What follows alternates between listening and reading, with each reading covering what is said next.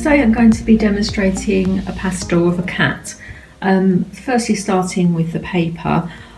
This paper is fairly smooth. It's colour bisque and it's Lana Colours pastel paper. If I just put that in front of the camera, so I can't actually pronounce the name very well. And although it shows up lighter, it is a sort of a biscuit colour really. It's got quite a nice texture. I'll hold it up closer to the camera for you to see. Has got a slightly grainy horizontal and vertical texture, but although it does hold on to the pastel fairly well, it doesn't leave too much patterning behind, because you can have some papers that have got distinct sort of linear qualities and they do really affect the outcome of the pastels at the end. I'll show you the reference I'm going to be using. So Tabby Cat, and also the range of pastels. I'm going to use a company called Inscribe. They're a fairly hard pastel, quite good for starting off. It doesn't tend to block the paper up so much. I've got a box on display here. They do have a thinner white and a black. I've got a piece of the black that I can demonstrate here, opposed to the thicker sticks, these ones, which are half sticks. I find them much better to work with size wise than a very large block. So that's the Inscribe I'll be using. Also, I have got a box of another type of pastel, very similar in how they work, but these are made by Jackson's. It's an online company, Jackson's Art. Still a half stick, but they're just a slightly chunkier. The other ones are slightly thinner. So apart from that, and towards the end of the portrait, I will be using just a couple of pastel pencils. These here. These are made by Carb Othello. Really, any type of pastel pencil. They are a little bit harder than the pastel blocks themselves. Obviously for drawing lines more, they need to be a little bit firmer so that they don't just crumble as you apply them to the paper. Apart from that, I have got a couple of blenders. If you've got little tricky areas that you might want to use them for, they're just made of silicone. They get very dirty with the pastels, so don't worry, you can give them a wash over with soapy water if you need to. And I do always have on hand an old brush, just a stiff brush for rubbing away any excess pastel if I want to make a change. So I shall begin.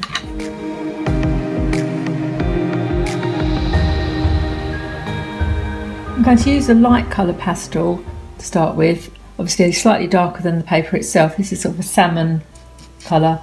The last thing I want to do is to do too heavy a mark on the paper and not be able to change it very easily, and then it dominates the paper. So we'll start the portrait by just working out how much room I've got. So I'll find out the eye line for the cat. Look at the sort of angle that the eyes will sit at. Just draw a rough line in. You can always change this if you find that you haven't left yourself enough space. Then you can adjust it as you go along. The pastels are quite forgiving really. There's sort of dust on the surface really, unless you use a very strong colour like I just said, then it's hard to shift it. So I'm just going to sort of sketch sort of part of an eye in. So it's always a tendency when you're doing eyes as well, because I've just drawn an outside shape, I can work in from the inside at a later point. The tendency is that you end up making them too big, but so with pastels you can adjust that as you go along.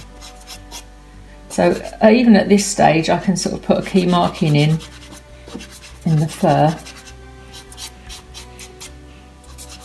even if it's just this one colour, so it helps you bridge along. And that's the idea, is just building up sort of a stepping stone of shapes to help you get across from one point to another point. At this stage you can now, if you find that the marks that you put down with that colour, sort of that salmon colour, are getting difficult to sort of work out where you are, then you can start adding in a slightly lighter colour. I think I'll use a cream, sort of beige colour here.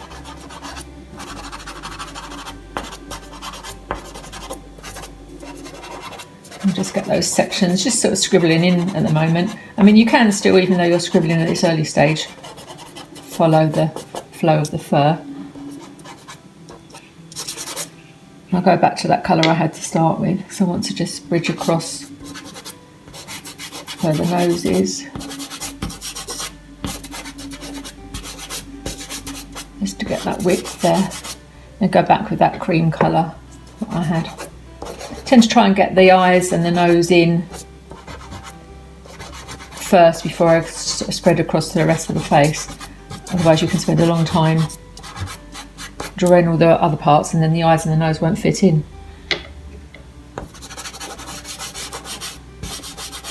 So at the moment just using this sort of salmon colour and this dark cream, sort of, although it's a dark cream, it's coming out yellow on this paper, because I said the colour of the paper is bisque, it's like a dark biscuit colour, and the colours of the pastel, same as paint really, will react differently according to what colour paper you use.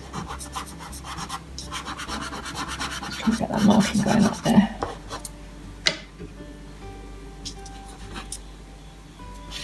We had the top of the eye here. This is my eye line that I drew. So just want to about dropping the pastel. That's the trouble, we've got a tiny bit. They're quite handy to use, but every now and again you lose control of them and drop them on the floor.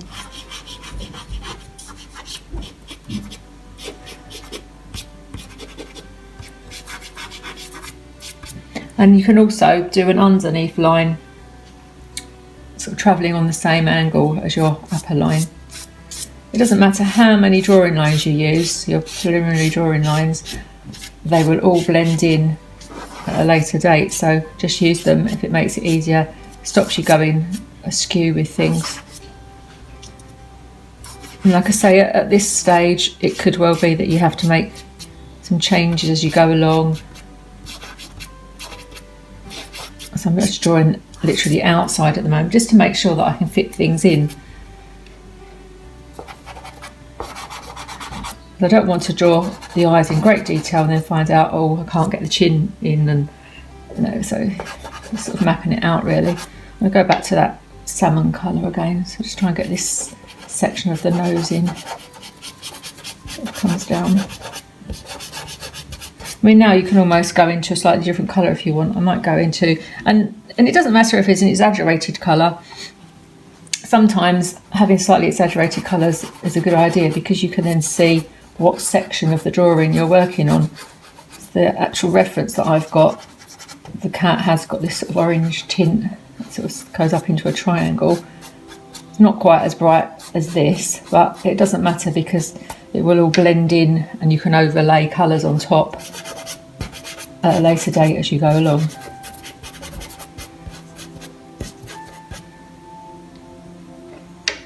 I've laid out some colours that I'm sort of using, well, I think that would be suitable. That it always gets to a point where you find a colour that perhaps might be more suitable and you have to dig into the box and get something else out. I'm not worrying too much about getting all the shapes perfect at the minute. But also bearing in mind, even the nose will have to run in line with the eye line to get the angle of the face. The face is tilted slightly. I just literally sort of scribble that in. It doesn't matter if you leave gaps, rather than, you don't really want to put a solid amount of pastel on, because if you sort of just tapping it on like this, it gives you the opportunity to then add more colours in and overlay colours, or change it and mould it to the shape that you want. It doesn't matter, I'm going to do that bit in this sort of red. It's like a brick red really at the moment, this colour. I'll just do. I'm going to get the brown now.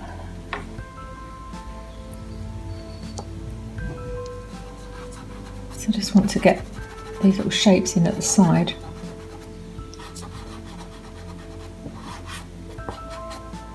come down the side of the nose. So that helps you determine how deep the nose is, how long it is. It's easily, you know, just to strike out a shape and then be way off with it. See, bear in mind you've still got these preliminary lines underneath your drawing lines to help you keep everything on the even keel.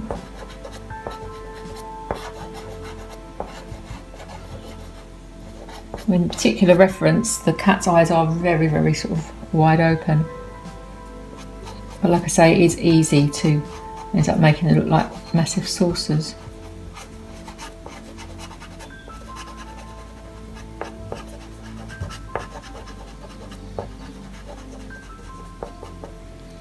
And this gives you the opportunity, doing this darker shading under the eyes, gives you the opportunity to work out whether or not the nose does need to be a little bit lower down, and in all honesty I think it does.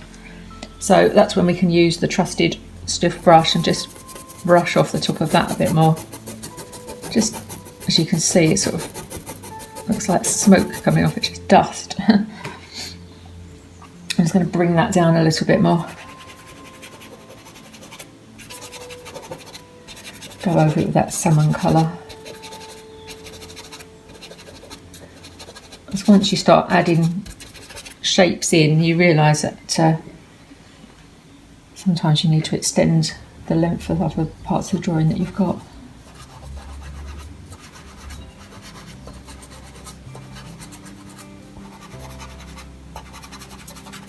That's it.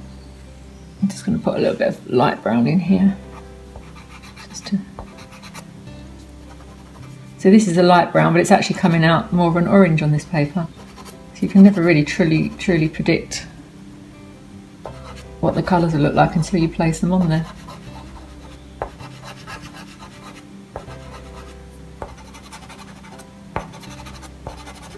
It is dragging elements of the orange in with it. And I'll go back with this brick colour that I had originally.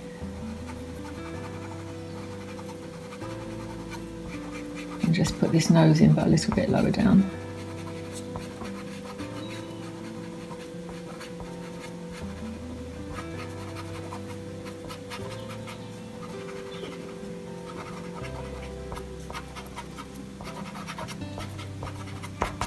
And I'll just do a hint of a nostril underneath in the dark brown that I had.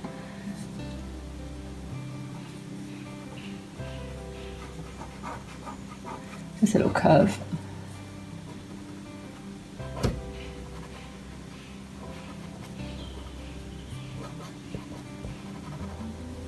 Sometimes they don't quite come out the marks that you want, because unless you find a corner, or you know, they can sometimes slip a bit, but you can always adjust any marks from the other side. I'll show you in a second. Just to put that down there. It's sort of coming out as a double image because hasn't got particularly good edges. It's a fairly new block, and you find once you've been using them a while, they wear down and tend to do what you want them to do more. But I've got this cream colour, so what you can do is come in from what they call the negative side, the other side of where you've been drawing, and you can tidy that up anyway.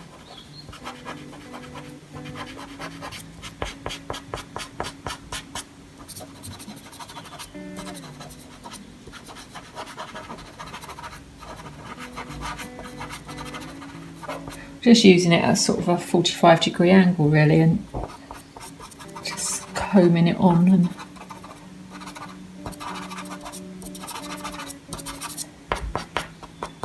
still keeping the angle as though you're trying to sort of imitate the fur. I'm going to smudge that out a little bit because I don't want that to be too white at the moment, because like I say, until you get the hang of the paper you're working on colour-wise, it's hard to know how the colours are going to be affected when you put them on.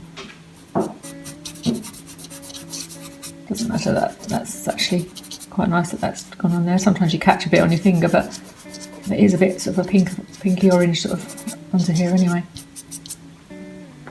But what I'm going to do now, is sort of got the nose and the eyes in. I'll just do a hint of a mouth sort of starting down here, so you can sort of see where the end is slightly. All very soft focus at the moment. I'm going to go back to the eyes, just get a bit of colour in there. So I don't want to go heavy with black, so I'll start off with a bit of blue for the pupil. I'll probably start this side. I might actually put a bit of blue in there to start with. I'm going to go straight in with black. It's too heavy until you're sure where you want your shapes to be. So black is the same with paint or pastel. It's harder to sort of cover or shift really. So I'm just using a sort of a mid blue. I showed you these pastels earlier and they don't have colours assigned to them.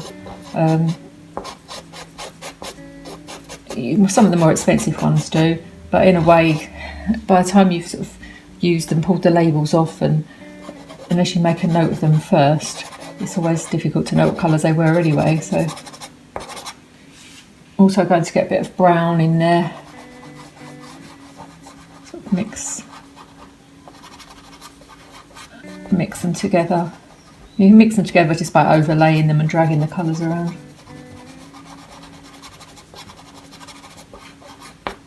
Give a bit of a blend. I do tend to use my little finger, it's quite handy as a blending tool. It doesn't tend to leave any grease on the paper, so I think the pastels do sort of bind your fingers up so much that I don't think any grease gets through.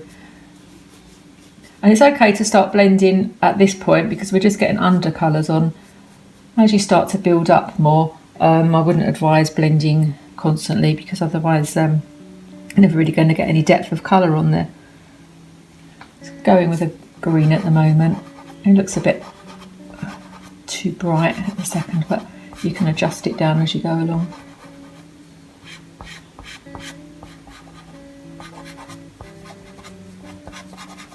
I'm just going to make sure that we get that pupil the right size and it doesn't end up too massive.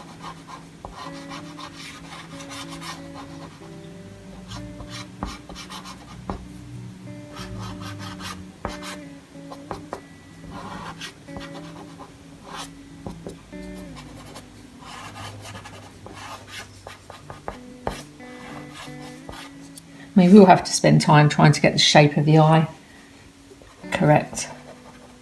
To start with, just get the colour in and the rough size. Just a bit of yellow. The fact that the lower part of the eye will be lighter. See that where the light's hitting it more. Top part of the eye is covered by the brow, so it's creating a bit of shadow. So up there we could put a bit of blue. Just blend that over. And then I'm just going to outline it with brown at the minute. I'm not going to go mad putting blacks everywhere.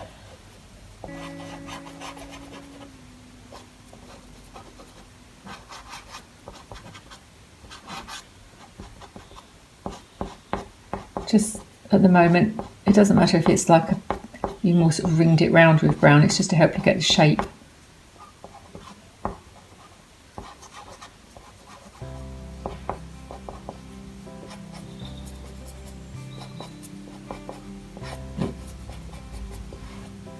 Cat's eye is almost a little bit square at the side here, but you have got this fullness underneath.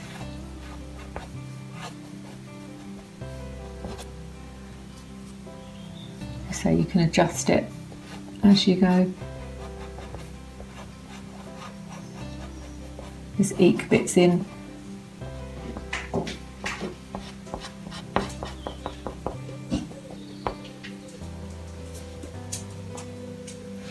I'll just move over to the other eye. A bit of yellow around the side of this one.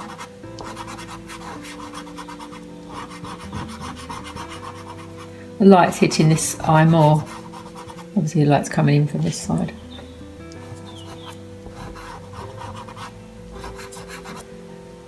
We're going with the blue again to do the pupil.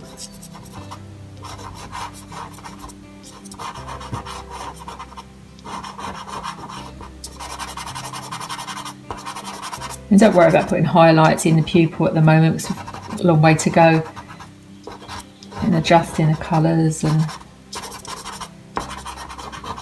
you really want to sort of steer clear of putting too many whites on, and they just get dirty, and then when you do want to put them on, they won't really have any effect because they'll be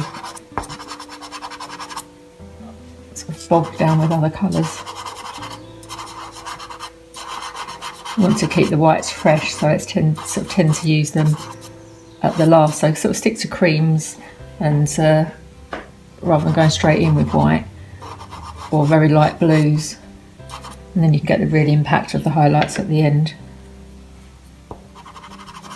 So just some browns in there. Just give that a mix in. So it sort of gives an effect of black mixing a blue and a brown together without being too dark. Go back in with that yellow again.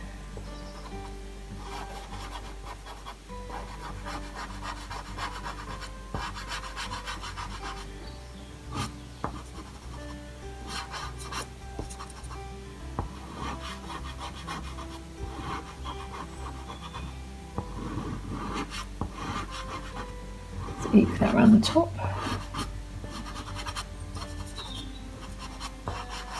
Also, using the blue for the pupils, any colour that gets dragged around into the yellow makes it sort of a green tinge, which is ultimately what we want. We want to have the green of the eye.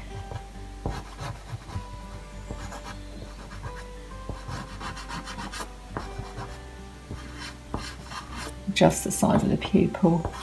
So it's so easy to end up making them far bigger than they need to be.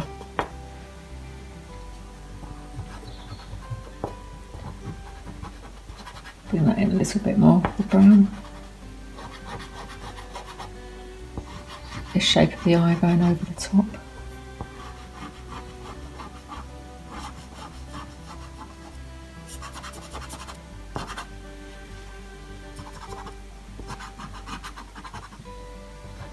I was probably a little bit generous when I was sketching it out, and took that line out a bit too far, but like I say, it's all part of the sketching, coming to terms with the shapes. So we now have a basic triangle, and that's what you're looking for. Nose and the two eyes sitting on the same line. Obviously you can adjust it, the size of the pupils, you can bring the eyes in a little bit, but you've got the main sort of structure there, so you've got something to deal with. I'll just put a couple of markings up here in brown.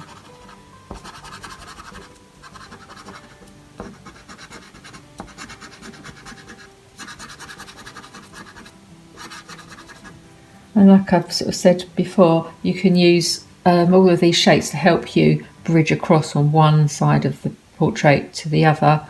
Think about something that might go central down the nose, and it doesn't matter if you're drawing a line right down the nose like that.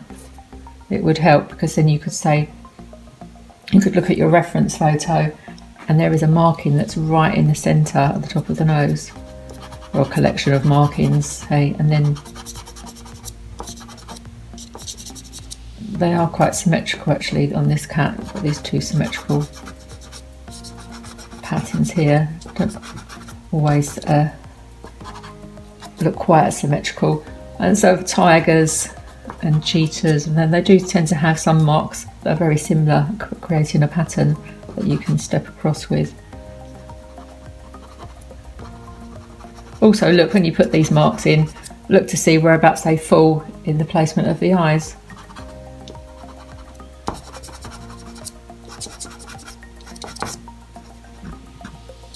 I had that central mark sort of disappearing off up there as well.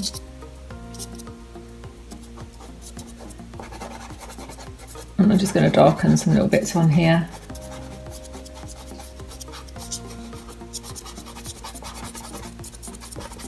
If you're worried about your drawing lines, you can see how quickly they disappear. And just give them a blend in. You'd never know they were there. But I mean, keep them to the end if you find them helpful.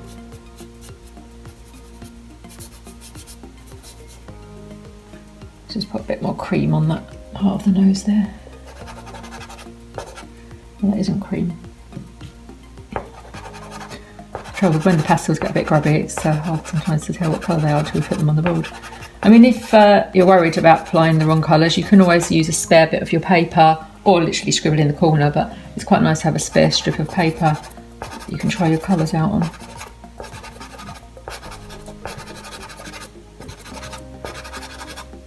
Just getting this sort of triangle of light coming down the side of the nose.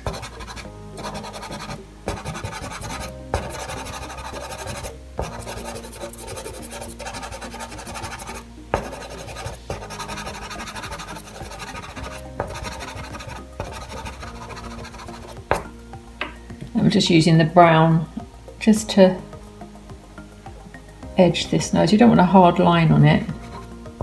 Actually, I might get a slightly darker one, that's not very dark.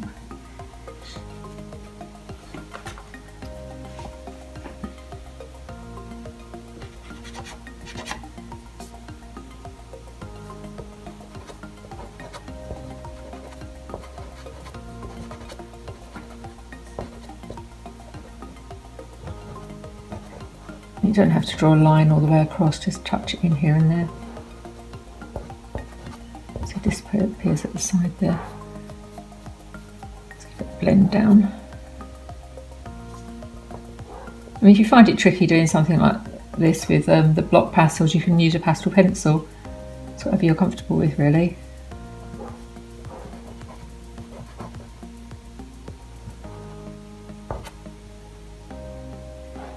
Then I can lose some of that at the top with a lighter colour.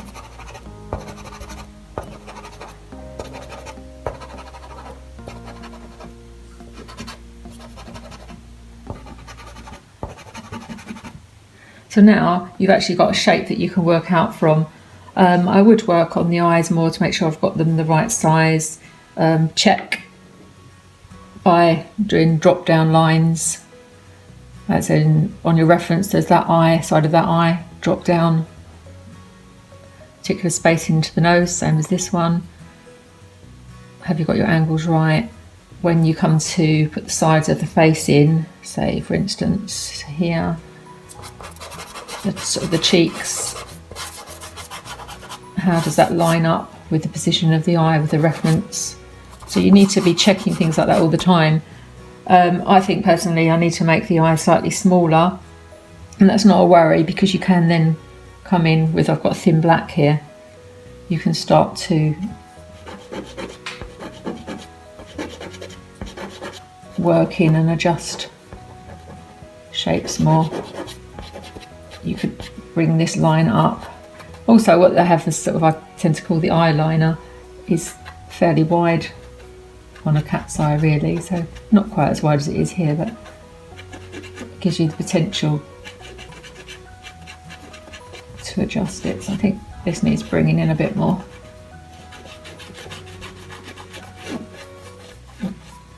Like that, so there.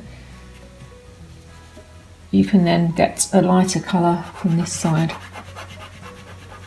and push that in to narrow that if need be.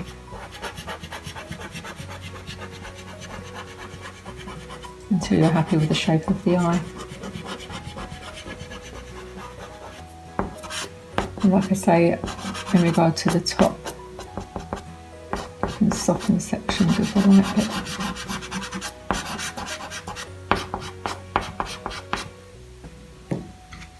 And you don't want them to be so acidy green really, so just get some nice colour greens, sort of a bit more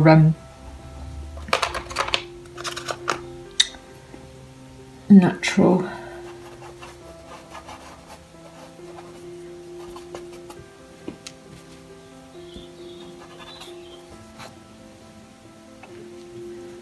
Probably add in a bit more yellow in.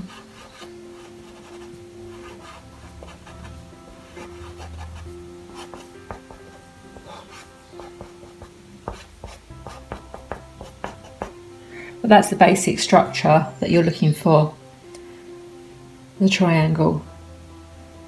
Once you've then got everything in that triangle how you want it size-wise, then you would move on to the next stage.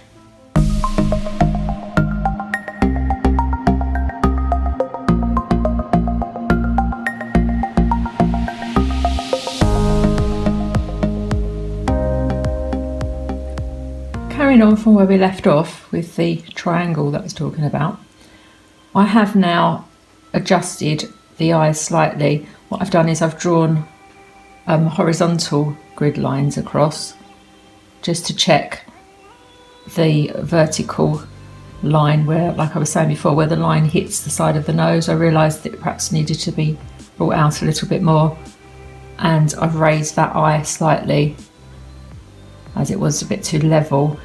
So I did actually have the angled lines before. Now I've actually done straight horizontal lines just to check everything is in the place that I want it to be. I've now altered that. I'm happy with the positioning of it. So I will continue now to fill the rest of the face out. Originally I said I just had a small range of pencils that I was using, but I have dug out some different greens. I've got a black as well. It just helps me add some details into the eyes rather than using a large block and smudging everything I've got. So I'm going to continue on and add sort of the details and some textures in with the pencils, as well as continuing on with the blocks that I spoke of before. So I shall begin to finish the portrait.